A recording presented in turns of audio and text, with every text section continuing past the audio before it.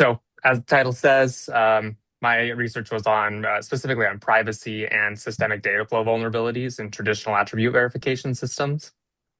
Um, One of the things that really sparked my research interest was the seemingly daily onslaught of regulation that came or comes towards privacy and the privacy. I cannot think of the word. Caveats that we as society take in when trying to access different systems. So, um, regulation that comes in specifically in regards to adult content providers is where my research started. So, looking at not social media service providers like Pornhub or RedTube or similar like that, anything that is deemed adult content by various regulatory statutes. And I really looked at those statutes in the context of privacy by design principles, specifically data minimization, auditability, and transparency as subcomponents of privacy by design. Um, as I was doing my research, I found that attribute-based access control systems are really common in industry. So being able to determine who is doing a specific transaction, how they're doing that transaction, and whether they're authorized to do that transaction is pretty common in industry, but it's not really been applied in a compliance landscape, or even more beyond compliance, just in a general commercial paradigm. Generally, what we see is it may be attribute based in the context of are you of age, but it's not, it's very overconsumptive in how that data call is answered. It's usually all or nothing. There's very limited intermediaries or mitigations for that overconsumption. And when I was going through the various regulatory texts and the terms of use and privacy policies of all of these entities, specifically in regards to the adult content providers, I found that there was a lot of workarounds that generate that exploit that I'm talking about, or exploitable vulnerability in that data pipeline. Um, Specifically, what I found, and I deemed it as the nth party, that's NTH party, as a variant of when we call third party providers in verification systems. So I go into more detail about that later on. But really, what I found and what I focused on as my research problem is the overconsumption of private data and the inability for users to verify that certain actions have been taken as required by regulatory text, and further, the lack of transparency about what those systems are doing and how they're doing them. So, like I mentioned, my research focused on adult content providers. I know that's controversial, and it may seem a little bit strange or odd to do research on, but one of the things that really caught my eye about this was that while controversial, it's still completely legal within the United States to look at adult content wherever that is. Now, that is heavily regulated by the states. There's not really a federal statute that guides that, but the regulation from the states is pretty disjointed. They apply their own regulation as time goes on. That said, generally there is two archetypes or archetypes to that regulatory approach. That is the offloading of that verification, this type one, where the entity that is providing the content, the ACP, does not perform the validation or verification. It instead offloads that to at least a third party. In my paper, I refer to it as the nth party. And again, that does come up a little bit later, but basically the nth party is any party downstream from the secondary party, the ACP. In a lot of instances that I found, that nth party may be a fourth party, maybe a fifth party, but the exploit exists to the nth party, whatever that party may be. And then the secondary archetype is the non-required offloading or internal only validation or verification, which allows the adult content provider to verify the user's attributes internally. So users are able to submit their artifacts to the adult content provider. They can verify that they are of age or they have agedness, as I described in my paper, before granting access to that content. One of the things that came up pretty frequently as I was reviewing regulation, excuse me, across the United States was that the text is pretty ambiguous. The text in the regulation is ambiguous They tend to all follow the same general modeling, which is that a commercially reasonable method may be used to verify the user's age. But that commercially reasonable method is not defined or not defined well. In fact, in some instances, actually, it just says whatever method is deemed appropriate or reasonable by the commercial entity, which means if the commercial entity decides that having a driver's license makes it appropriate, then so be it. That is reasonable. Um, Specifically in this that statutory texts, there are 25 states across the United States, including the District of Columbia, so 25 out of 51, almost half, that have some form of age verification requirement specifically in regards to adult content. Now, my research was focused in on adult content as opposed to age verification in general, and that was intentional. There is an onslaught, as I mentioned earlier, of regulation coming through. The country of Australia just recently approved a social media verification law that restricted anyone under the age of 16 from having social media. And it would have definitely been less controversial for me to go that direction. And there are definitely laws on the books that have that same um, intent in the United States. I went with this adult content specifically because it is, in the eyes of most adults, based on the research that I found in the literature review, that data is more private and it is worth more for that data to remain private. So users are more concerned with their private browsing history and browsing behaviors than they may be with regards to their social media habits. So that's why I went this direction. It is a private data rich environment that is all completely legal, but we don't have strong regulatory frameworks to protect it. And the traditional and existing methods that are in use for commercial entities don't follow cybersecurity best practices, specifically privacy by design principles. So in a traditional attribute verification system, like one that might be in use today, generally speaking, and this is a very, very overly simplified model, but generally speaking, the user provides an image of their driver's license to the adult content provider.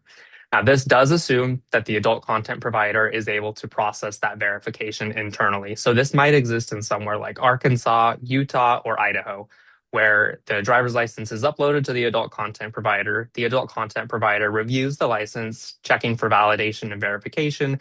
They may reach out to the Department of Motor Vehicles, the DMV, to pull in data and do kind of a sanity check, but that is a case by case scenario. It's not regulated in any capacity at all. So we assume during this drawing, this layout, that that's not happening. The ACP just looks at the image of the driver's license and has to calculate based on data it extracts from the driver's license if the user is over the age of 18 to be able to access the content.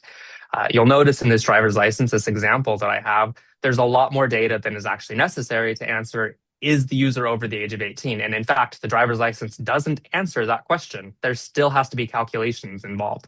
So this is one of the vulnerabilities that I was talking about, the violation of privacy by design. The data minimization specifically is not occurring. We're bringing in more data than is actually necessary to achieve the task. And that, as I mentioned, is problematic. It does also bring up a secondary point that I do get into this a little bit later, but I want to point it out now. In all of these regulatory texts, the verification of the user has a stipulation with it that the PII, the private or personal information, personally identifiable information, must be deleted. However, almost all of the regulatory texts say that it must be deleted after the user is granted access. And that's problematic for two reasons. And I do get into that a little bit later, but just think about that as we're talking that access granted, because it does come up. So again, this is the solution model. It looks like this got a little bit out of order. I apologize for that. But in this model, the user actually keeps their driver's license themselves. They don't give their driver's license. They don't give anything to the ACP. Instead, they generate inside their users in the user e-wallet a claim, a cryptographically secure and signed claim that they are over the age of 18 that claim is submitted to the ACP itself. So all they're submitting is a Boolean yes, no. This is the model we want to move towards, where users are providing the minimal amount of data that is required to answer a question. Yes, no, that's it. So I talked about those two paradigms, the two archetypes for this legal representation. Florida was one of the use cases that I really focused in on, and they mandate offloading of verification or by a specific third party outside of the entity in and of itself. They also require PII to be deleted. Similarly, they require that it be deleted after access has been granted. They have two types of verification that they allow, which is standard or anonymous. Standard just says commercially identified or commercially reasonable attribution verification. Anonymous requires the deletion. So if an entity decides to do standard verification, they are not required to have their data be deleted, whereas anonymous would require that. This is just a graphic demonstrating if you were in Florida, how you would have to follow that flow. The user provides it to the ACP, the adult content provider, who passes that information or more likely passes the user to a verifier. The user submits their data to a verifier, which feeds something back to the ACP. Again, this is probably too simplistic to demonstrate exactly how the flow is happening. There's a lot more involved with the user and the verifier, but for practicality, this is what it's demonstrating. It's a step down flow.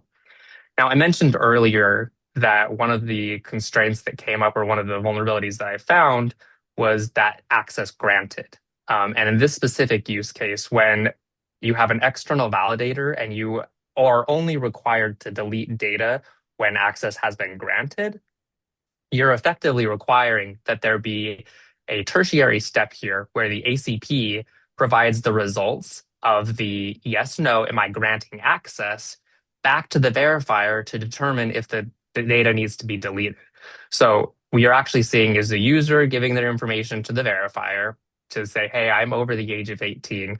I'm going to give you my driver's license and you're going to verify it. If the user is not over 18, perhaps they're 16, or maybe their driver's license is just not clear and they get a false from the verifier, that doesn't necessarily indicate that their data has to be deleted or doesn't have to be deleted, because it's actually up to the ACP to determine if the access has been granted or not. So this verifier will pass the false token, the token containing that false attribute, to the ACP, who will then determine, oh, you're not over the age of 18, you can't access this content, redirecting the user away from that content as designed. There is the flaw, though. The ACP also has to reach back to the verifier and inform them that they denied access to the content and that the data does not have to be deleted. Or conversely, that they did access or they approved access to the content and thus they don't, or they do need to delete the PII. As you can see, it's a very complicated system, and this doesn't do it justice, but it gets the idea across.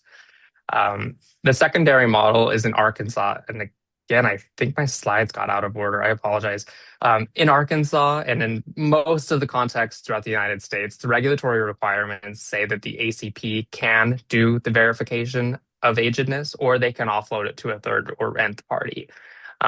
When the ACP does the verification, the verifier actually becomes an internal sub-process as opposed to an external entity. The risk and responsibility are not offloaded. They're maintained inside with the ACP. This method does reduce the risk of having to communicate back to a verifier to inform them of data deletion, because it's all inside the same pipeline. But it does still have the overconsumption, the auditability, and the transparency problems in this type of verification. And this is where we talk about, is the access approved by the ACP? If yes, deletion is required. If no, deletion is not required. For both of these, you have to communicate back to the verifier, whether that be the sub-process or an external entity. And this type of breach or this data vulnerability might seem abstract, theoretical. It's not. It's happened, two major breaches have happened within the last year, and I only did a 12-month look back on this specifically. There was a social media app called Tea for Women that was breached in June of 2025, I believe. And as part of that, 13,000 driver's licenses were made public. That was a full fidelity image, including full legal name, date of birth, address, and in most instances, a blood type, all made available because of a misconfiguration in the attribute verification system. Now, the same thing happened with Discord, though theirs was actually from an nth party. They had a third party provider that was validating attributes from their users. And in that instance, 70,000 driver's licenses, again, full fidelity, were made public.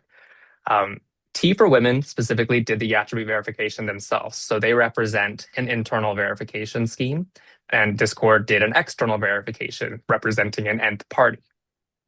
Discord did nothing wrong, their nth party did, and there was a breach as part of that. Now, I talked about this at the beginning. I talked about how I specifically navigated away from social media and pivoted towards adult content providers. And now I'm talking about social media again.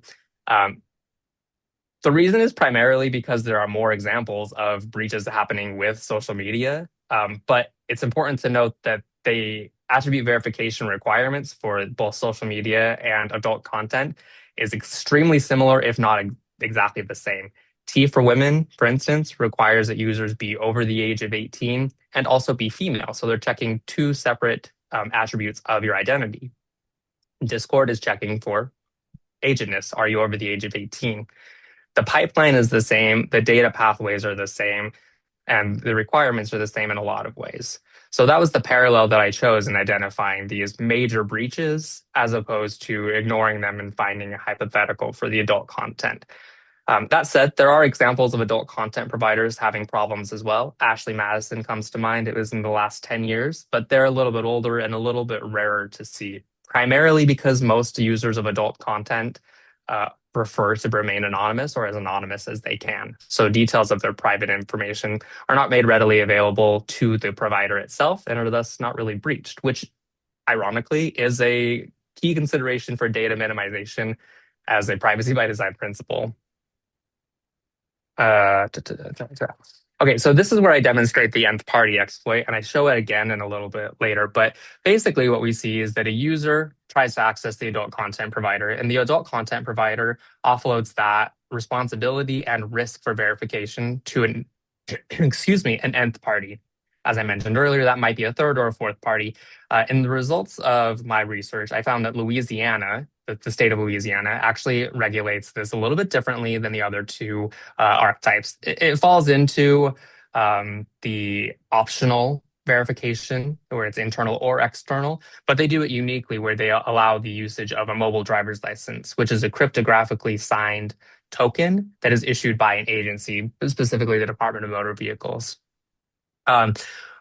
In Louisiana, again, specifically, there is a pipeline between a company called ALO, which owns several adult content providers, and ALO also owns an intermediary company called All Pass Trust.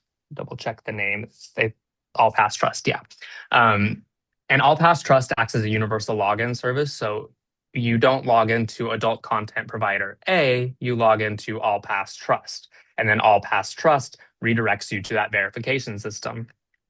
The problem with that is the nth party problem. When you're a user and you access adult content provider A and you're redirected to ALO, the intermediary login service, and then ALO redirects you to a verifier of whichever kind that is not disclosed in the terms of service, the terms of use, or the privacy policy. I checked all of those. There's no disclosure as to what entity is actually performing that verification. You lose track of the transparency. You lose the ability to audit that data and to determine if your data was deleted as required. And further, you lose the ability to see who is actually consuming your data, what entity that is. And then tertiarily, again, you lose that, or you have too much data being consumed, violating data minimization.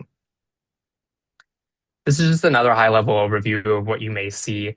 This is not something that we see with ALO or really in any realistic area that I found, but it is just a high-level overview of how you could get an nth party verifier. And when you get down to this level, this nth party here, it's really hard to enforce any regulation because you as the user may not even know that your data is accessing this nth party. And none of this is covered in any of the regulation that I found. So it violates transparency and auditability perspectives at the very least, likely the data minimization as well. So I've talked a lot about the problem. And I'm only going to talk about the solution in a pretty minimal amount of time, and that's kind of intentional. The solution for this is obviously changing the systemic design and designing systems with the privacy by design principles in mind. But a secondary component to that that can really change the paradigm for this is zero knowledge proofs, which are already used in industry, though they are state of the art and kind of hard to use. The European Union is looking at that, and they are using some pretty interesting techniques for users to be able to validate identity attributes.